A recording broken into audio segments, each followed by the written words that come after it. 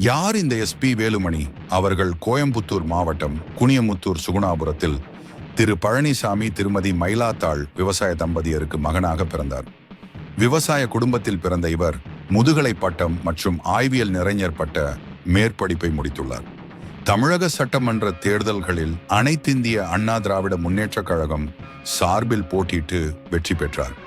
2011 முதலாக தமிழக அமைச்சராக பதவியேற்ற இவர் நகராட்சி நிர்வாகம், ஊரக வளர்ச்சி மற்றும் சட்டத்துறை அமைச்சராக பதவி வகித்தார். 2016 ஆண்டு தமிழக சட்டமன்ற தேர்தலில் வெற்றி பெற்று நகராட்சி நிர்வாகம், ஊரக வளர்ச்சித்துறை மற்றும் சிறப்பு திட்டங்கள் செயலாக்கத்துறை அமைச்சராக சிறப்பாக பணியாற்றினார். எஸ்பி வேலுமணி உள்ளாட்சித் துறையில் சிறப்பாக பணியாற்றியதற்காக 107 தேசிய விருதுகளை பெற்றுள்ளார்.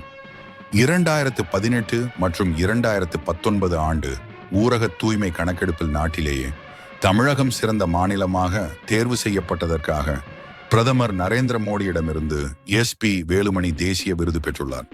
அனைத்து சமயத்தினரிடமும் சகோதரத்துவத்தோடு பழகும் இவரை கோவை மக்கள் கொண்டாடி வருகின்றனர். வரும் தேர்தலில் ADMK ஆட்சி அமைய இவர் இப்போதே களமாற்றிக் கொண்டிருக்கிறார்.